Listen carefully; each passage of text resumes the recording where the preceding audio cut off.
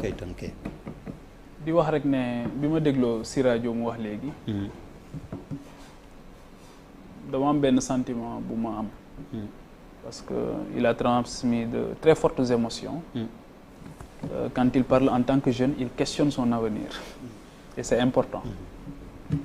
Parce que comme ni ko dafa am benn borom xam-xam buy wax ne il n'y a pas de destin forclos, il n'y a que des responsabilités désertées. Il n'y a pas de destin forclos. Et pendant longtemps, je pense que cette élite africaine a trop longtemps déserté ses responsabilités. Et malheureusement, beaucoup de générations dañ koy compromettre. Je pense que c'est ça qui s'est passé en Guinée pendant longtemps et dans pas mal de pays africains. Et je pense que les élites africaines, les États africains, dañu war a arrêter de jouer avec les choses sérieuses. Surtout ay dignité humaine ak avenir u nation, c'est important. Les véritables hommes d'État dañuy jël rendez-vous avec les générations à venir. Ils ne gèrent pas la prochaine élection, mais les générations à venir. Et ces élections, chaque 5 ans, chaque 7 ans, 1001 élections. ba pare bëgg a gëmloo les peuples africains ne leen élection mooy régler seen problème alors que élection du régler problème.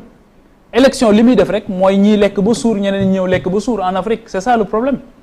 ñii bu ñu lekkee ba suur ñeneen ñi ne leen tey ngeen jóge fi à tout prix vous allez quitter le pouvoir. ñun ñu ñëw on remet les mêmes choses, on répète les mêmes erreurs, on bouffe, on règle nos problèmes et les problèmes de nos proches et après ñu dem suñu yoon. Si on ne part pas en prison, on va quitter nos pays. La plupart de nos anciens premiers ministres, de nos anciens chefs d'État en Afrique, après bu ñu paree sax dootuñu mën a dëkk ci seen réew. Ils ne se sentent plus en sécurité parce que peut-être qu'ils en ont trop pris. Man loolu mooy suma problème fondamental et c'est ce qui s'est passé en Guinée. La place du service public de la santé, la place du service public de l'éducation, la sécurité, l'accès universel aux services sociaux de base.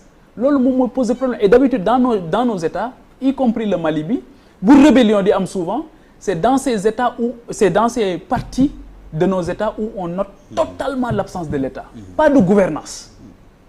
Il y a absolument rien du tout. Et que loolu yow yaay poser les germes d'une rébellion maintenant bu demee nag ba egg ci niveau bi mu egg fii Guinée où les gens s'interrogent. Moo tax man tey jii li xew c'est un fait mais il faudra être très vigilant. Mënuñu reposer waat aussi destin Guinée yëpp sur les épaules de Doumbouya.